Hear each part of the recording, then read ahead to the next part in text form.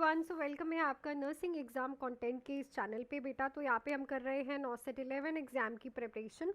तो 34 क्वेश्चंस हम कर चुके हैं, 35 क्वेश्चन आज हम करेंगे। तो अगर आप इस चैनल पे न्यू हो, चैनल को लाइक शेयर सब्सक्राइब ज़रूर करना, ताकि मैं भी मोटिवेट होकर रेगुलरली अच्छे से अच्छे क्वेश्चन लेके आ सकूँ।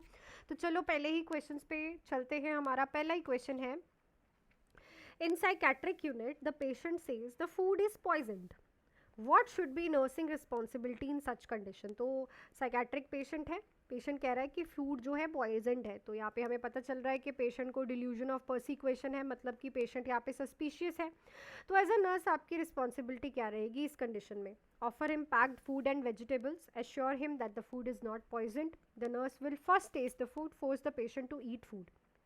देखो, यहाँ पे मोस्टली हमारी ये प्रायोरिटी होती है बेटा कि हम यहाँ पे पेशेंट को या तो सील्ड और पैक्ड फूड दें, ताकि पेशेंट को कोई भी ऐसा ना लगे कि हाँ इसमें कुछ डाला हुआ है या फिर कुछ ऐसा है। ठीक है, तो या तो आप पेशेंट को क्या करो, या तो हम यहाँ पे पेशेंट को क्या कहेंगे, सबसे पहले उसके सामने फूड को टेस्ट करके दिखाएंगे। ठीक है, जब आप टेस्ट करोगे पेशेंट के सामने तो उसे लगेगा अच्छा इसने भी खाया है तो मे बी इसमें कुछ ना हो, पर ट्राई करो कि उसे सील्ड और पैक्ड फूड ही दो, सो दैट पेशेंट जो है इस सस्पिशियसनेस से दूर रहे। ठीक है, बिकॉज बहुत मुश्किल होता है ऐसे पेशेंट्स को समझाना। Clear? So the right option will be option number C. Next है, patient is repeating the words I want to go home, home, home. What term describe the thought disorder exhibit when the patient repeatedly says a particular word? तो अगर एक patient बार बार एक particular word को repeat कर रहा है तो उसे हम क्या बोलेंगे? रिपीटिंग कर रहा है। इकोलेलिया, नियोलॉजिज्म, क्लैंगिंग या फिर flight of idea. So it is a echolalia. Echolalia वैसे ऐसे होता है कि जब पेशेंट डॉक्टर या फिर साइकेट्रिस्ट के वर्ड्स को रिपीट करता है, बट यहाँ पे ऐसा कुछ नहीं लिखा, but according to this repetition of the words को तो हम इकोलेलिया ही कहते हैं। तो हम according to the options near by option को टिक लगा रहे हैं, which will be the option number A. Clear? चलो नेक्स्ट है, patient started on antipsychotic medications, displays restlessness, constant pacing and complaining of an urge to move his legs. What condition is this behaviour most likely indicative of? तो patient है, उसको antipsychotic medications चल रही हैं, patient को restlessness हो रहा है, कॉन्टिन्यूसली पेसिंग कर रहा है और कंप्लेन कर रहा है कि मैं अपनी मूव करना चाहता हूँ लेग्स को। इस बिहेवियर से मोस्ट लाइकली क्या इंडिकेट हो रहा है? Akathisia, dystonia, tardive dyskinesia, parkinsonism. So it is akathisia. हुआ क्या है यहाँ पे? ईपीएस हुआ है, एक्स्ट्रा पैरामेडिकल सिम्टम्स आए हैं due which is the side effect of antipsychotic medication. और एक्सथेजिया में ही पेशेंट को ये सारे सिम्टम्स हमें देखने को मिलते हैं। सो राइट ऑप्शन यहाँ पे हमारे पास क्या रहेगा? ऑप्शन नंबर ए। नेक्स्ट है, an elderly patient after undergoing a vibrant mini mental status examination scores 19, reflecting his cognitive function. What does the score most likely indicate about his cognitive status? तो mini mental status examination आपने patient का किया है और उसका जो score आया है बेटा वो आया है 19। तो इससे आप उसके कॉग्निटिव स्टेटस के बारे में क्या पता करवाते हो? माइल्ड कॉग्निटिव इम्पेयरमेंट है, नॉर्मल है, सीवियर है, मॉडरेट है। तो देखो आपको पता है 25 से 30 तो नॉर्मल वैल्यू ही मानी गई है। ठीक है, और जो 19 है that is a mild cognitive impairment इसे बोला जाता है। और 19 से बिलो जो है हम बोलते हैं कि ये ज़्यादा कॉग्निटिव इम्पेयरमेंट है, अगर 19 से कम आता है तो 19 जो है that is a mild cognitive impairment. Next question बेटा आपके सामने है। क्वेश्चन है, nursing professional overwhelmed by work stress and anxiety reaches out for immediate mental health support late at night. तो नर्सिंग प्रोफेशन है, ठीक है, वर्क स्ट्रेस से बहुत ज़्यादा वो एंग्जाइटी में जा रही है और उसे इमीडिएटली मेंटल हेल्थ सपोर्ट को रात को कॉल करना है, उसे रीच आउट करना है।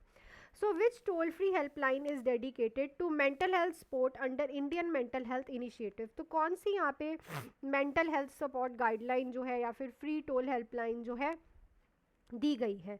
Tele, MANAS helpline, Kiran helpline, NIMHANS helpline या फिर Vandrevala helpline. So it is a tele Manas helpline. So it is a mental health initiative के लिए ये एक डेडिकेटिव मेंटल हेल्थ सपोर्ट जो है इंडिया ने दी है, टोल फ्री हेल्पलाइन है जिस पे आप कॉल करते हो अगर आपको कोई भी नीड होती है for mental health support. Next है, patient is feeling performance pressure and self doubt seeks helps to manage her intense anxiety. Patient को परफॉर्मेंस का प्रेशर है, सेल्फ डाउट है और वो हेल्प चाहता है अपनी एंग्जाइटी को मैनेज करने के लिए। She also explains racing thoughts and find herself trapped in a cycle of negative thinking about her work. और उसे बहुत सारे रेसिंग थॉट्स है, बहुत सारे थॉट्स आते हैं और वो ट्रैप हो चुकी है इस साइकिल में कि वो बहुत ज़्यादा नेगेटिव सोचती है अपने वर्क के लिए। Which therapy would be most suitable for her? कौन सी थेरेपी दोगे बेटा? CBT, dialectical behaviour therapy, psychodynamic therapy, intrapersonal therapy? CBT will be the right, because ये जो चीज़ हमें दिख रही है ये एंग्जाइटी दिख रही है पेशेंट को, और एंग्जाइटी के लिए कॉग्निटिव बिहेवियर थेरेपी ही बेस्ट रहती है, जिसमें आप न्यू लर्निंग के साथ प्रीवियस थॉट्स को ब्लॉक करते हो। क्लियर? तो cognitive behaviour therapy will be the right option. ठीक है, नेक्स्ट क्वेश्चन पे चलते हैं। उससे पहले 1699 में आप नॉसेट 11 का क्रैश कोर्स ज्वाइन कर सकते हो बेटा, nursing exam content Mohali app download करके, या तो इस नंबर पे कॉल मैसेज करके भी ज्वाइन कर सकते हो। इसमें आपको क्या क्या मिलने वाला है? फुल थ्योरी रहेगी आपके पास, important topic, MCQ classes, test series, doubt classes और क्लासेस लाइव भी होंगी और आपको रिकॉर्डिंग्स भी मिलेंगी। क्रैश कोर्स ये रहेगा टिल एग्ज़ाम तक आपका ये बैच चलेगा और 1699 इसकी फ़ीस रहेगी। ठीक है, आप ऐप डाउनलोड करके भी ज्वाइन कर सकते हो, या तो मुझे इस नंबर पे कॉल मैसेज करके अपने बैच की तरफ जा सकते हो। सिलेक्शंस देख सकते हो, आप रिव्यूज़ देख सकते हो और टेस्ट सीरीज़ भी बाय कर सकते हो। 399 में आपको 20 टेस्ट मिल रहे हैं जो कि प्रॉपरली CBT बेस्ड रहेंगे, तो ज़रूर जुड़िएगा अगर आप लोगों को रेगुलरली क्लासेस लगा के अच्छा लग रहा है। तो चलो नेक्स्ट पे चलते हैं। ट्रांसफरेंस रेफर्स टू, ट्रांसफरेंस किसे रेफर करते हैं? Unconscious transfer of past emotion on to the therapist, conscious expression of past emotions during therapy, projection of feelings onto other patient, transfer of current emotions on to all call giver। तो देखो, एक होता है transference और एक होता है counter transference, दोनों ही डिफरेंट है। ट्रांसफरेंस का मतलब होता है जब पेशेंट अपने अनकॉन्शियस इमोशंस को थेरेपिस्ट पे डालता है, अपने पास्ट कोई अनकॉन्शियस इमोशन को थेरेपिस्ट पे डाले, जैसे उसकी बेटी की डेथ हो गई हो और उसे नर्स में अपनी बेटी दिखे। ठीक है, तो अनकॉन्शियसली वो अपने पास्ट इमोशंस को उसके ऊपर निकालेगा, so that is a transference. Next है, at the end of the therapy session the nurse says your behaviour resembles like my father, you shower emotional acceptance towards me, what this is called. तो यहाँ पे देखो, जो nurse है वो patient की तरफ अपना इमोशन व्यक्त कर रही है, पेशेंट को कह रही है कि आपका जो बिहेवियर है वो मेरी फादर की तरह है और योर इमोशनल एक्सेप्टेंस भी मेरी फादर की तरह है। तो ये क्या है? Emotional beneath counter transference, transference none of the above, so it is a counter transference. जब नर्स पेशेंट पे करेगी, इमोशनल बैलेंस करेगी, तो इट मीन्स काउंटर ट्रांसफरेंस। जब पेशेंट इमोशनली नर्स के ऊपर जो है अपना इमोशंस व्यक्त करेगा, then it is a transference. Clear? चलो नेक्स्ट है, a married woman tells the nurse that her husband repeatedly hits her and she is afraid to return home, what should the nurse do first? तो married women कहती है कि उसके husband उसे बार बार मारते हैं और अब वो घर जाने से डर रही है, तो नर्स सबसे पहले क्या करेगी? Ensure a safe environment and provides resources for support, encourage her to comfort her husband about this behavior,